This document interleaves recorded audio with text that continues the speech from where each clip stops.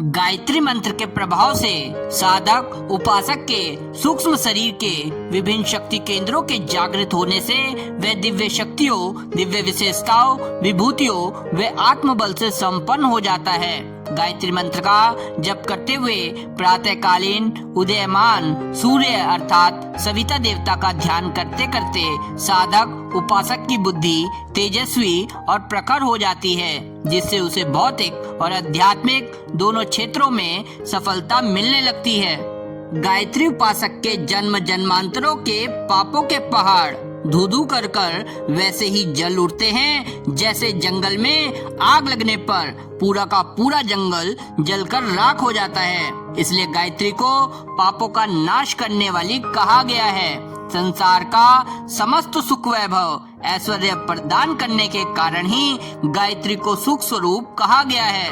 साधक के प्राणों की रक्षा करने के कारण ही गायत्री को प्राण स्वरूप कहा गया है। गायत्री की उपासना से उपासक अज्ञान, अभाव, अशक्ति से उत्पन्न दुखों से सदैव के लिए मुक्त हो जाता है। इसलिए कहा गया है, गायत्री से अधिक पवित्र करने वाला और कोई मंत्र स्वर्ग और पृथ्वी पर भी नहीं है। जब साधक, उपासक, आराधक संपूर्ण श्रद्धा, भक्ति, संयम व नियम पूर्वक किसी गायत्री महाविद्या के मर्मज्ञ ब्रह्म ज्ञानी गुरु के संरक्षण व मार्गदर्शन में नित्य निरंतर व दीर्घ काल तक गायत्री मंत्र का जप करता है, तब उस उपासक की आत्मा में गायत्री मंत्र में बीज रूप में समव्याप्त शास्त्रों का ज्ञान, आत्मज्ञान, ब्रह्म ज्ञान प्रकट होने लगता है। उसे अपनी आत्मा में ब्रह्मा के एकत्व का अनुभव होने लगता है।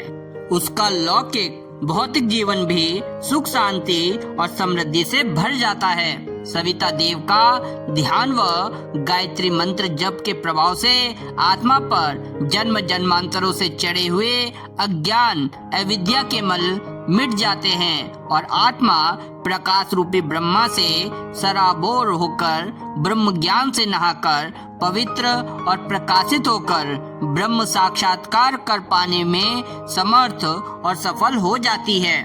शास्त्र कहते हैं, गंगा के समान कोई तीर्थ नहीं, केशव के समान कोई देव नहीं और गायत्री के समान कोई मंत्र ना तो भूतकाल में हुआ है और ना ही भविष्य में होगा। जो गायत्री को जान लेता है वह समस्त विद्याओं को जान लेता है, क्योंकि गायत्री में सभी विद्याएं सन्निहित हैं। गायत्री को जान लेने पर साधक को, उपासक को कुछ और जानना शेष नहीं रह जाता।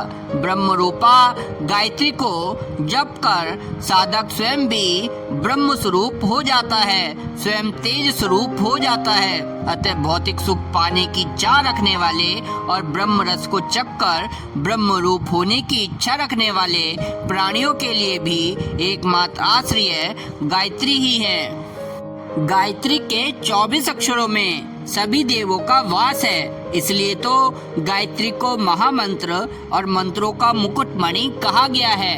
भौतिक सुख और ब्रह्म सुख की प्राप्ति के लिए गायत्री मंत्र की उपासना निसंदेह श्रेष्ठ और सर्वोपरि है। गायत्री उपासना से होने वाले भौतिक और आध्यात्मिक लाभ अनंत है, किंतु कई बार वांछित परिणाम में देरी होती है। वस्तुतः गायत्री उपासना, गायत्री साधना से उत्पन्न शक्ति का एक अंश पूर्व जन्मों के पाप निवारण में लग जाने से भी विलम्ब होता है। अतः उपासक को अधीर नहीं होना चाहिए और दीर्घ काल तक नियम, संयम, धैर्य पूर्वक गायत्री उपासना, गायत्री साधना करते रहना चाहिए।